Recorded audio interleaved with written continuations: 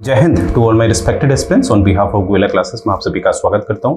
आज को जो ये वीडियो बनाया जा रहा है वो इसलिए बनाया जा रहा है कि किस तरह से हमने स्ट्रैटेजी बनानी है। जो एक पॉलिटी का आपका जो पेपर होता है, जो कॉन्स्टिट्यूशन ऑफ इंडिया है, इसमें किस तरह की स्ट्रैटेजी अपनानी है और किस तरह से हम आपको पढ़ाएंगे, ये आपके समक्ष हम ला रहे हैं। ठीक है, जिससे कि आपको पता चले किस तरह से पढ़ना है और हमारा जो एक पढ़ाने का तरीका है वो कैसा है। देखिए, पढ़ाने से पहले या शुरू करने से पहले मैं आप सबसे ये कहना चाहता हूँ, जैसे एक वनडे के पेपर होते हैं और एक सिविल सर्विसेज के पेपर होते हैं। क्योंकि इसे वनडे इसलिए नहीं कहते हैं क्योंकि इसमें प्री होता है, मेंस होता है, फिर इंटरव्यू होता है, तो ये वनडे वाली कैटेगरी में नहीं आता है। ठीक है, तो देयर इज अ डिफरेंस, एक डिफरेंस होता है पढ़ने का। देखिए, ऐसा होता है कि वनडे वाला जो होता है वो फैक्ट्स में, उसको सिर्फ फैक्ट्स पढ़ना है क्योंकि एग्जाम में उसने प्री मतलब ऑब्जेक्टिव टाइप जो है वो पेपर देना है और फैक्ट्स में वो अपने फैक्ट्स को याद करके वो पेपर क्रैक कर सकता है। परंतु जब आप सिविल सर्विसेज की तैयारी करते हैं तो आपका जो लेवल है वो ये देखा जाता है कि आप कॉन्सेप्चुअल आपका कैसा है, राइट। क्योंकि आप किसी भी डिपार्टमेंट में जब आप नियुक्त हो जाते हैं तो आप एक अच्छे पद में नियुक्त होते हैं, राइट, और आप एक लीड करते हैं अपनी टीम को, राइट। तो उस तरह से आपके कॉन्सेप्ट क्लियर होने चाहिए, राइट। तो आइए शुरू करते हैं। तो आज का जो वीडियो ये बनाया जा रहा है ये पॉलिटी से रिलेटेड बनाया जा रहा है और ऐसे ही हमारा जितना भी स्टाफ है वो आपको अपने अपने विषय में इसी तरह से जो वो स्ट्रैटेजी अपनाएंगे और किस तरह से आपने पढ़ना है वो आपको बताया जाएगा, राइट। तो यहाँ पर देखिए, जो पॉलिटी पढ़ी जाती है जो भारत में प्रसिद्ध है वो है लक्ष्मीकांत की पॉलिटी। और वही लक्ष्मीकांत की पॉलिटी को आधार मानकर हमने गोयला क्लासेस ने अपनी भी बुक कंपाइल करी है, जिसमें हमने कोशिश करी है कि जो लैंग्वेज है, जो व्यक्तिगत तौर पर मुझे लगता है कि लक्ष्मीकांत की कहीं कहीं पर जो लैंग्वेज है वो थोड़ा स्टैंडर्ड हो जाती है, जिसमें जो फ्रेशर्स होते हैं उनको दिक्कत हो जाती है क्योंकि ऑलरेडी ये लॉ है, लीगल लैंग्वेज है, तो थोड़ा सा परेशानी होती है। तो गोयला क्लासेस की तरफ से हमने ये कोशिश की है कि उसको आसान करने की, राइट। तो आइए शुरू करते हैं। आपको पहले हम देखते हैं आपका जो ऑफिशियल वेबसाइट पर जो सिलेबस दे रखा है इंडियन कॉन्स्टिट्यूशन, पॉलिटिकल सिस्टम और गवर्नेंस का, इसके बारे में हम बात करते हैं। देखिए, सबसे पहले तो जो स्टूडेंट होते हैं वो गलती क्या करते हैं, वो सीधे नीचे पढ़ने लग जाते हैं क्या क्या आने वाला है। देखिए, ये नहीं करना है। सबसे पहले ऊपर देखिए, पूछा है इंडियन कॉन्स्टिट्यूशन के बारे में, फिर पूछा है पॉलिटिकल सिस्टम के बारे में, फिर पूछा है गवर्नेंस। यानी कि तीनों का मतलब आपको पता होना चाहिए। और अधिकतर देखा यह जाता है मतलब पता ही नहीं होता है, तभी आप सक्सेस नहीं पा पाते हैं, जो पूरी तरह से जो सिलेबस है उसको नहीं समझते हैं, राइट। देखिए, सबसे पहले है इंडियन कॉन्स्टिट्यूशन। इंडियन कॉन्स्टिट्यूशन आपको समझना पड़ेगा। अब यहां पर से एक प्रश्न आता है कि सर, इंडियन कॉन्स्टिट्यूशन का मतलब क्या है? क्या आज के वर्तमान में जो लगभग 450 से ज्यादा जो आर्टिकल्स हो गए हैं, क्या मुझे एक एक आर्टिकल याद रखना है? इस तरह का हिसाब है क्या? जी नहीं, बिल्कुल ऐसा नहीं। देखिए, ऐसा है, आयोग कोशिश ये करता है कि जो भी 1 साल या 2 साल में जो भी न्यूज में चल रहा है, जैसे आजकल आप देखिएगा कि सेडिशन बहुत न्यूज में चल रहा है आजकल, ठीक है, पिछले 2-3 महीने से चल रहा है। तो सेडिशन जो है वो किससे जुड़ा हुआ है? अगर मैं उसे हमारे संविधान से जोड़ने की कोशिश करूं तो मुझे समझ में आएगा कि सेडिशन में होता क्या है कि आप कुछ भी बोलते हैं, कुछ भी ऐसा व्यक्त करते हैं, तो कहीं ना कहीं अगर सरकार को लगता है ये सरकार के विरुद्ध आप बोल रहे हैं तो आपको गिरफ्तार कर लिया जाता है, राइट। तो यानी कि इसको मैं लिंक कर सकता हूं आपके मौलिक अधिकार से, जो है आर्टिकल 19 से, जो आपको राइट देता है स्पीच एंड एक्सप्रेशन का, ठीक है। तो इस तरह से आप देख रहे हैं, सेडिशन अगर वर्तमान में चल रहा है तो आपको आर्टिकल 19 से वो क्वेश्चन पूछेंगे, राइट।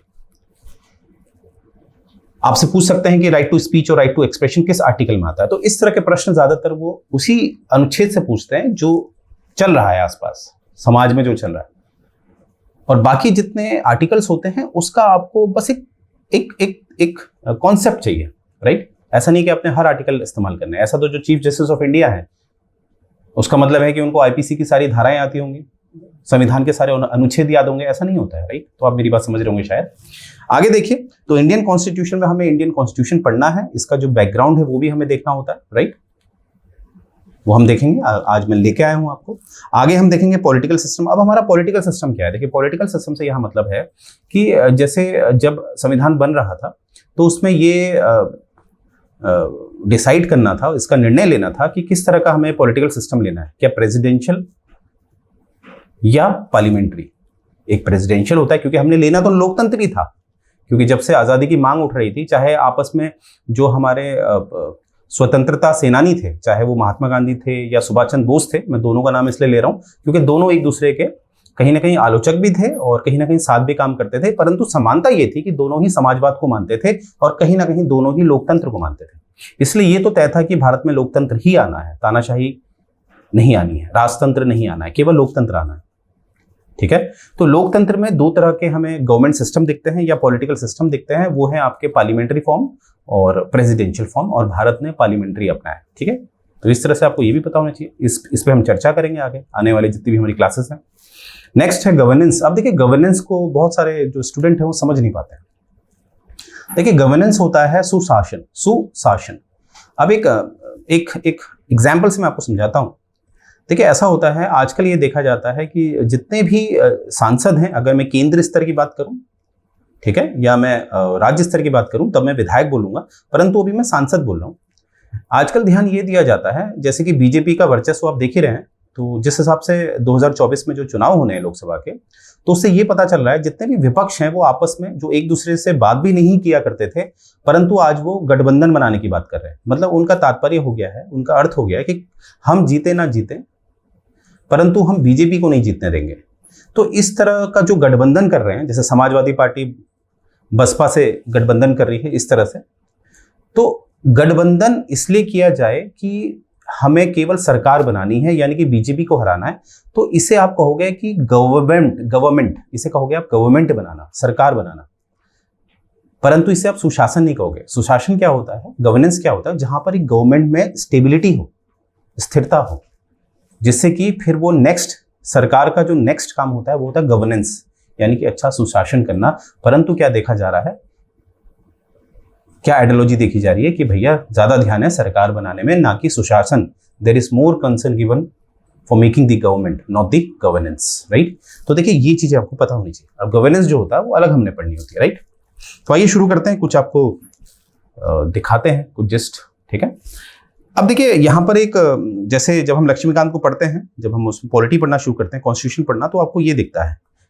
काफी एक्ट्स हम पढ़ते हैं, मतलब जब हिस्टोरिकल बैकग्राउंड, जब ऐतिहासिक पहलू पढ़ते हैं, तो कुछ एक्ट्स हमें पढ़ने पड़ते हैं। जो 1919 है उसको हम मॉन्टेग्यू चैम्सफोर्ड भी कहते हैं। और ये 1919 में इसलिए आपके समक्ष लाया हूं क्योंकि देखिए अगर मैं बात करूं, उस समय भी एक सेंटर होता था, केंद्र होता था, और एक प्रांत होते थे, प्रोविंसेस, जिन्हें आप आजकल स्टेट्स कहते हैं। तो ये लोग इस एक्ट से, 1919 वाले एक्ट से, प्रांतों में डायरची लाई गई पहली बार, और सेंटर में बाइकैमरिज्म। तो प्रश्न है कि मैं यही मुद्दा क्यों लाऊं और इसके पीछे क्या मेरा प्रयोजन है। देखिए मैं बताता हूं, बाइकैमरिज्म का मतलब होता है दो सदन, यानी कि जो हमारी संसद होती है, असल में वहां पर दो सदन होते हैं, 2 हाउसेस होते हैं, ठीक है, उसे हम बाइकैमरिज्म कहते हैं। तो ये लाया गया था 1919, जो आज भी हमें दिखता है। अगर मैं संसद को बोलूं, संसद को परिभाषित करूं, तो मैं कहता हूं संसद बराबर लोकसभा प्लस राज्यसभा प्लस राष्ट्रपति। परंतु यहां पर जो राष्ट्रपति हैं वो सदन की भूमिका नहीं है। सदन की जो भूमिका है, जो 2 हाउसेज है, वो है लोकसभा एंड राज्यसभा। तो ये जो 2 हाउसेज वाला कॉन्सेप्ट है, हमें कहां से मिलता है, 1919 वाले से, ठीक है। और जो डायरची है, डायरची में एक तरह का शक्तियों का विभाजन था, यानी कि केंद्र अपने स्तर पे कानून बनाएगा और राज्य अपने स्तर पे कानून बनाएगा। इस तरह का एक शुरुआत हो चुकी थी 1919 वाले एक्ट, डायरची कहते हैं उसे, जो वर्तमान में आपको दिखता है स्केड्यूल 7 में।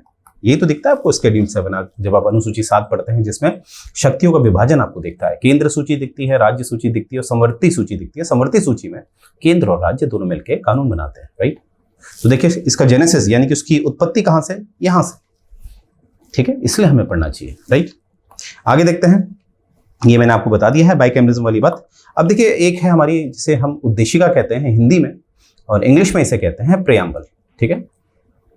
अब ये प्रेएम्बल जो आया था, उसको एक उसका रूप, जो उसका एक शिशु रूप था, वो था प्रस्तावना, जो जवाहरलाल नेहरू लेके आए थे 13 दिसंबर 1946 को, जो कि पूरी तरह से पूरे बहुमत से पारित हुआ था 22 जनवरी 1947 को, राइट। तो कहीं ना कहीं ये देखिए प्रेएम्बल और उद्देशिका दोनों ही इंग्लिश हिंदी में है। और यहां पर देखिए एक शब्द है सेक्युलर। सेक्युलर का जो एक अर्थ होता है, जो मतलब होता है, वो होता है धर्मनिरपेक्ष, ठीक है। क्या होता है, धर्मनिरपेक्ष। परंतु हमने इसको धर्मनिरपेक्ष ना लेके पंथ निरपेक्ष लिया है, राइट। हमने क्या लिया इसको, पंथ निरपेक्ष। अब प्रश्न है कि इसको तो धर्मनिरपेक्ष, क्योंकि मैंने देखा है काफी लोग इसको धर्मनिरपेक्ष कहते हैं हिंदी में, परंतु एक वास्तविकता में इसको एक पंथ निरपेक्ष कहा जाता है। सबसे पहले तो ये बात याद रखिएगा कि जो सेक्युलर शब्द है, ये हमारा जो ओरिजिनल संविधान था, जो कि ओरिजिनल से मेरा तात्पर्य है जो 26 जनवरी 1950 को लागू हुआ था, मैं उस संविधान की बात नहीं कर रहा हूं, मैं बात कर रहा हूं क्योंकि ये शब्द जोड़ा गया था 42वां संशोधन जो 1976 में हुआ था, 1976 में हुआ था, जब इमरजेंसी लगी हुई थी। 1975 से 77 में आपातकाल लगा हुआ था, तो आपातकाल के दौरान ये शब्द जोड़ा जाता है हमारी उद्देशिका में, जो कि हिंदी में बनता है पंथ निरपेक्ष। अब प्रश्न है इसको धर्मनिरपेक्ष क्यों नहीं रखा। देखिए, अगर मैं बोलूं, अगर यहां पर अगर ये भारत जो होता, भारत अगर इस्लामिक देश होता, यानी कि यहां ज्यादा इस्लाम का वर्चस्व होता, या भारत एक ईसाई देश होता, तब मैं आपको ये गारंटी दे सकता हूं कि वहां पर हम पंथ निरपेक्ष नहीं लिखते, इसको धर्म निरपेक्ष लिखते हैं। परंतु भारत में ये जो, क्योंकि भारत को कहीं ना कहीं जो मेजॉरिटी है वो हिंदू से देखी जाती है, और अगर इसको हम धर्म निरपेक्ष कर देते तो वो कहीं ना कहीं भारत को सामाजिक की तरफ नहीं ले जाता, असामाजिक बना देता। ध्यान से सुनिएगा मेरी बात, समाज की तरफ नहीं ले जाता, असमाज बनाता, यानी कि जंगली बनाता, यानी कि जानवर बनाता इंसान को, अगर यहाँ पर धर्म निरपेक्ष हम लिखते हैं। ठीक है, अब ये क्यों है, क्या है, उसके लिए तो आपको हमारा कोर्स लेना पड़ेगा, परंतु ये जो मैंने बात कही है इसको याद रखना आपने। भारत में अगर ये पंथ निरपेक्ष लिया गया है तो इसके पीछे जो कारण है वो है जो आपका सनातन धर्म है, राइट। आगे बढ़ते हैं। अब देखिए, अब मैं आ रहा हूं मौलिक अधिकारों में। मौलिक अधिकार, जैसा कि आप जानते हैं, जब ओरिजिनल कॉन्स्टिट्यूशन था, ओरिजिनल से वही तात्पर्य मेरा, जो 26 जनवरी 1950 को लागू हुआ था, तब हमारे 7 मौलिक अधिकार हुआ करते थे, ये आप देख पा रहे होंगे 7, परंतु वर्तमान में हमारे 6 ही हैं, यानी कि एक इसमें से हटा है, वो है ये वाला राइट टू प्रॉपर्टी, यानी कि संपत्ति का अधिकार। अब ये एक मौलिक अधिकार नहीं है, केवल ये एक संवैधानिक अधिकार है। ठीक है, क्योंकि आज भी ये संविधान के अंदर अनुच्छेद 300A के अंतर्गत है, तो हम इसको संवैधानिक कानून कह सकते हैं, परंतु इसे हम मौलिक अधिकार नहीं कह सकते, क्योंकि भाग 3 के अंदर जो वर्णित होगा उसी को हम मौलिक अधिकार कहते हैं, राइट। तो मौलिक अधिकार से इसे हटा के कहां डाल दिया गया है, एक संवैधानिक अधिकार में, जो कि 300A में ये स्थानांतरित कर दिया गया है। और किस संशोधन से कर दिया गया है, वो है 44वां संशोधन जो हुआ था 1978 में। ठीक है, अब देखिए, मुख्य मुद्दा ये नहीं है, मुख्य मुद्दा ये है जो मैं आपको बताना चाहता हूं कि जब मैं हमारे संविधान को देखता हूं तो आपको दिखता है ये अनुच्छेद 19 है, और अनुच्छेद 19 क्या है, आपका मौलिक अधिकार है जो आपको स्वतंत्रता देता है वक्ता करने की, स्पीच करने की, एक्सप्रेशन करने की, राइट, अपने विचार प्रकट करने की स्वतंत्रता देता है। परंतु समस्या क्या है, जब हम इसी का क्लॉज 2 पढ़ते हैं, 19 का क्लॉज 2 पढ़ते हैं, तो ये 19 का क्लॉज 1 जो हमें स्पीच और एक्सप्रेशन का जो स्वतंत्रता देता है, उसका ये अपवाद है। अपवाद मतलब एक्सेप्शन, यानी कि इसको रोकता है, राइट। तो अपवाद को हम क्या समझते हैं, अपवाद को हम समझते हैं कि एक एक्सेप्शन है, पर मैं समझता हूं कि अपवाद ज्यादातर किसका पक्ष लेते हैं, राज्य का, स्टेट का पक्ष लेते हैं, क्योंकि जो अधिकार है ये तो एक आम नागरिक का पक्ष लेते हैं। परंतु मैंने हमेशा कहा है कि एक बात हमेशा याद रखिएगा, जैसे रूसो ने इंसान को व्यक्त किया है कि इंसान के अंदर 2 रूप होते हैं, एक उसका व्यक्तिगत स्वार्थ होता है, ठीक है, वो हमेशा उसके साथ रहेगा, और एक उसका एक सामाजिक रूप होता है। इसीलिए किसी भी व्यक्ति को हम नागरिकता देते हैं। नागरिकता उसके व्यक्तिगत स्वार्थ के लिए नहीं दी जाती है, उसके सामाजिक जो उसकी कर्तव्य है उसके लिए उसको नागरिकता दी जाती है। इसीलिए आप देखते होंगे, अगर आपको राष्ट्रपति बनना है तो आपको भारत की नागरिकता होना अनिवार्य है, क्योंकि नागरिकता का मतलब है समाज से जुड़ना। तो देखिए, होता क्या है, जब अगर हम केवल अधिकार देंगे लोगों को, तो फिर लोग अपना व्यक्तिगत स्वार्थ के लिए इसका फायदा उठाएंगे, कुछ भी बोल देंगे, किसी को भी गाली दे देंगे वगैरह वगैरह। जो हमारा सभ्य समाज है वो फिर असभ्य समाज की तरफ जाएगा। इसीलिए राज्य को अधिकार तो देना पड़ेगा थोड़ा बहुत, जिससे कि वो इस चीज को कंट्रोल कर पाए। इसीलिए जितने भी अपवाद होते हैं वो होते हैं किसके पक्ष में, राज्य के। तो एक संतुलन बनता है लोगों के अधिकारों के बीच और राज्य की शक्ति के बीच, इसीलिए अपवाद होते हैं, राइट। तो आप समझ पा रहे होंगे, इस तरह से कॉन्सेप्ट हमने पढ़ने। जैसे कि जब कोई भी, अब क्योंकि सिविल सर्विसेज चाहे किसी भी राज्य की हो, स्टेट की बात मैं कर रहा हूं, तो अब लेवल बढ़ा चुके हैं, ठीक है, पहले जैसा नहीं रहा, ठीक है। तो इसीलिए हमें काफी अच्छा लेवल का हमें कॉन्सेप्ट क्लियर करने होते हैं, चाहे कोई भी विषय हो, राइट। आगे देखेंगे तो यहां पर देखिए, अब जो मैं बात कर रहा हूं गवर्नेंस के लिए, जैसे कि हमने कहा था वहां पर ऊपर मैंने आपको दिया था, तो गवर्नेंस जो सुशासन है, सुशासन बेहतर रहे, उसके लिए एक 52nd अमेंडमेंट लाया गया था 1985 में, जिसके तहत एक नई अनुसूची जोड़ी गई, 10वीं अनुसूची। अब ये देखिए, ये तो उसको भी पता है जो वनडे की तैयारी कर रहा है, राइट, ये तो कोई भी याद कर लेगा। तो आपको गोयला क्लासेस क्यों चाहिए? गोयला क्लासेस अब मैं बताता हूं क्यों चाहिए। क्योंकि देखिए, इसमें ऐसा होता है कि मैंने बात कही थी गवर्नमेंट और गवर्नेंस दोनों ही अलग बात है, क्योंकि ज्यादा ध्यान दिया जाता है गवर्नमेंट बनाने में। जैसे चौथी लोकसभा के बाद यानी कि चौथी लोकसभा 1967 की बात मैं कर रहा हूं, उसके पश्चात ये देखा गया कि ज्यादातर कोई भी पार्टी जो थी, जो राजनीतिक दल है, वो बहुमत में नहीं आ पा रहा था, पूर्ण बहुमत में। तो गठबंधन की सरकार बन रही थी। अब गठबंधन की सरकार में क्या हो रहा था, जिनके पास सीटें थी, जो अपनी 4 सीटें लेके सरकार बना रहे थे, वो पैसों के हिसाब से किसी भी राजनीतिक दल को ज्वाइन कर रहे थे पैसे के लिए, ठीक है। जो भी उनको ऑफर सबसे ज्यादा देता था उसकी तरफ वो चले जाते थे। यानी कि क्या मकसद है, केवल सरकार बनाने से मतलब है, सुशासन यानी कि गवर्नेंस से कोई मतलब ही नहीं है। तो इसीलिए ये कानून लाया गया, एक संवैधानिक रूप से एक कानून लाया गया जिसे हम एंटी डिफेक्शन कहते हैं, जिसके तहत 10वीं अनुसूची जोड़ी गई, जिसमें अगर आप इस तरह से दिखते हैं कि आप पैसे की वजह से अपना जो ईमान है वो बेच देते हैं, या जैसे हम निर्दलीय खड़े हैं। देखिए, एक व्यक्ति होता है जो निर्दलीय खड़ा होता है, किसी भी पार्टी से नहीं जुड़ा होता है, और वो जीत जाता है, तो इसका क्या मतलब है, लोग जो हैं वहां के जिन्होंने उसको जिताया है, वो इसलिए जिताया है क्योंकि वो किसी भी पार्टी से नहीं जुड़ा है। इसका मतलब वो किसी भी पार्टी की आइडियोलॉजी, जो विचारधारा है, उससे नहीं सहमत है। परंतु बाद में ये देखा जाता है, जब वो जीत जाता है तो किसी पार्टी को ज्वाइन कर लेता है। तो ये जनता के साथ धोखा नहीं है।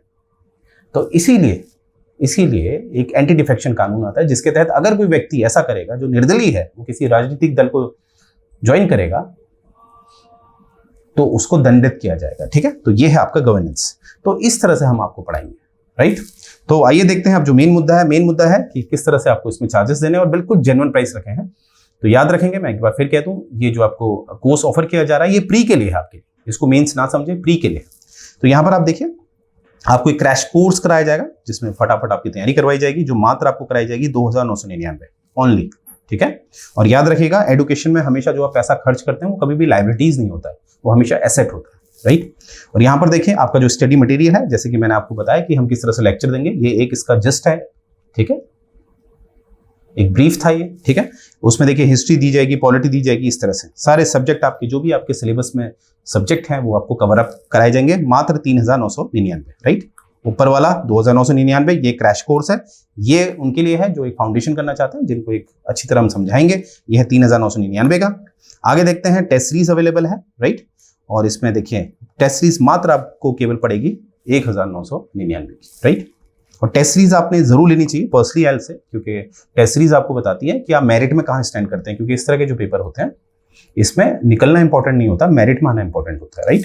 आगे देखेंगे, अगर आप बंडल लेते हैं, बंडल मतलब इसमें सारा पैकेज है, यानी कि इसमें क्रैश कोर्स भी है, टेस्ट सीरीज भी है, स्टडी मटेरियल भी है, जो मात्र आपको पड़ेगा 3999 का, 3999 का पड़ेगा मात्र। ये बात आपने याद रखनी है। और रुकिए, अभी भी ये एंड नहीं होता है। अब देखिए इस स्लाइड में जो फर्स्ट 50 होंगे, उनको जो बंडल जो था 3999 का, उसमें भी 50% डिस्काउंट मिलेगा, बट फर्स्ट 50 को ओनली, राइट। और ऑलरेडी बहुत लोगों ने एनरोल किया है, तो आप देर ना करें, फटाफट एनरोल करें, और मात्र जो बंडल है वो 1999 में ले जाएं, राइट, जिसमें आपको आपका प्री का पूरा पैकेज दिया जा रहा है विद टेस्ट सीरीज।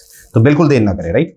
और देखिए, ये हमारी एक ऑथेंटिसिटी है, क्योंकि ये जो यहीं से इन्होंने HCS की तैयारी करी थी, हरियाणा सिविल सर्विसेज की, और SDM नियुक्त हुई। इसके बाद भी इन्होंने, देखिए, जब हम SDM बन जाते हैं तो इतना समय तो नहीं होता है कि हम क्लासेस ज्वाइन कर सकें, क्योंकि जिम्मेदारी ही ऐसी है।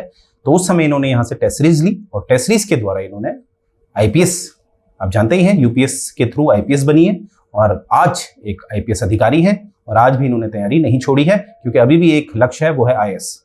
तो यही आपका भी उद्देश्य होना चाहिए, राइट।